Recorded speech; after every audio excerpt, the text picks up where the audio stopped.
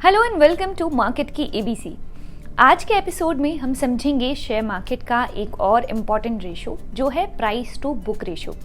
कैसे इसे कैलकुलेट किया जाएगा और कहाँ पर इसे यूज किया जाएगा, चलिए समझते हैं। प्राइस टू बुक वैल्यू यानी कि share price divided by book value पर शेयर। अब यहाँ पर जो शेयर प्राइस है वो तो वही है जो मार्केट में शेयर का प्राइस चल रहा है, लेकिन जो बुक वैल्यू पर शेयर है वो क्या होता है। इसे निकालने के लिए पहले हमें चाहिए कंपनी के एसेट्स और लायबिलिटी।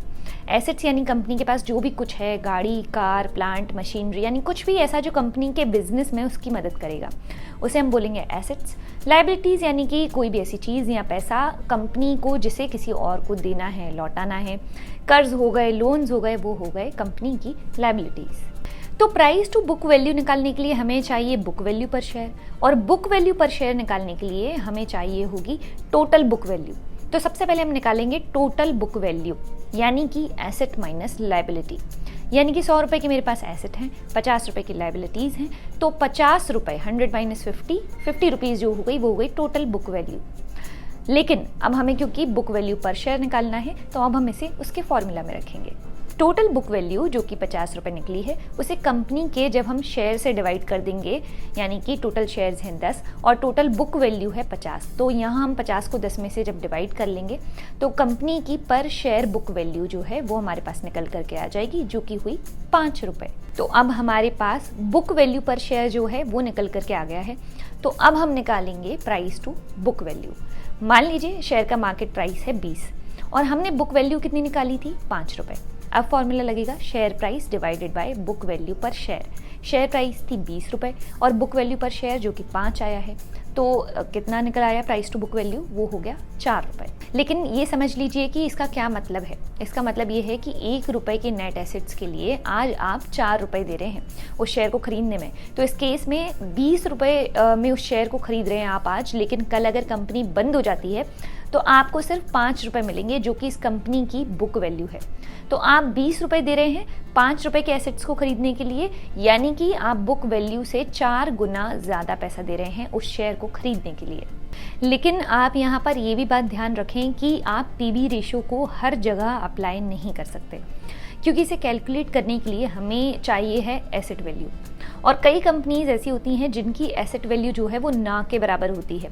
जैसे काफ़ी सारी आईटी कंपनीज हो गई जिनके पास हो सकता है कि सिर्फ एक ऑफिस है और काफ़ी सारे एम्प्लॉयज़ हैं जो उन्हें बहुत सारा पैसा अर्न करके दे रहे हैं, लेकिन ऐसे में जो कंपनी है, जो एम्प्लॉयज़ हैं, वो तो एसेट में काउंट होंगे नहीं, तो कंपनी के पास जो एसेट है वो काफ़ी कम है। तो अब ऐसी कंपनी के पास जो एसेट्स हैं वो हैं ही नहीं, तो फिर पीवी रेशो जो है वो इस कंपनी के ऊपर अप्लाई नहीं किया जाएगा। और यही रीज़न है कि जब आप आईटी कंपनीज का पीवी रेशो उठा करके देखेंगे तो आप देखेंगे वो इतना महंगा दिखेगा आपको कि आप शायद उन्हें खरीदेंगे ही नहीं अगर पीवी रेशो से जज करेंगे तो। इसके अलावा कई कंपनीज ऐसी भी होती हैं जिनकी ब्रांड वैल्यू इतनी अच्छी है कि उनकी सेल्स शानदार है, लेकिन उनका बिजनेस किसी प्लांट, मशीनरी, इन सब पर डिपेंड करता ही नहीं है, तो वहाँ भी ये रेशो जो है वो अप्लाई नहीं किया जाएगा। तो इसके लिए आपको ये देखना होगा कि कंपनी करती क्या है। अगर उस कंपनी का प्रॉफिट एसेट से बनता है तो ही आप उस कंपनी पर पीवी रेशो अप्लाई करेंगे। लेकिन ध्यान रखें, इसमें आपको ये भी देखना होगा कि कंपनी के एसेट्स एप्रिशिएटिंग एसेट्स हैं या डिप्रिशिएटिंग एसेट्स हैं। और डिप्रिशिएटिंग एसेट्स वाली कंपनी में आपको बुक वैल्यू पर बहुत ज़्यादा रिलाई नहीं करना होता है, क्योंकि जो डिप्रिशिएटिंग एसेट्स हैं वो होते हैं जैसे मशीनरी हो गई, मोटर्स हो गई, ऐसे कई सारे पार्ट्स हो गए। तो ये एसेट्स जो हैं वो समय के साथ ख़राब होते हैं और आगे चल करके जब इन्हें बेचने की बारी आई और ये ख़राब हो गए तो इनकी जो वैल्यू है वो कुछ भी नहीं रह जाएगी। कहने को बुक वैल्यू 5 है, लेकिन जब आप उसे बेचने गए तो वो 2 रुपये भी नहीं है उसकी वैल्यू। तो ऐसे में आप पीवी रेशो पर भी रिलाई नहीं कर सकते। फिर सवाल ये आता है कि आप पीवी रेशो पर रिलाई करेंगे कब? जब कोई बैंक है या गोल्ड फाइनेंस कंपनी है, रियल एस्टेट कंपनी है, तो ऐसे में आप पीवी रेशो पर रिलाई कर सकते हैं। उम्मीद है आपको इस वीडियो के ज़रिए पीवी रेशो का कॉन्सेप्ट क्लियर हो गया होगा। अगर अभी भी आपको कोई डाउट है तो आप हमारे साथ कमेंट सेक्शन में शेयर कर सकते हैं। ऐसे ही मार्केट की और भी बारीकियों के लिए देखते रहें मार्केट की एबीसी मेरे यानी ऋतु शर्मा के साथ। This is Ritu Sharma signing off. If you like this video, then like, share and subscribe to ET Now.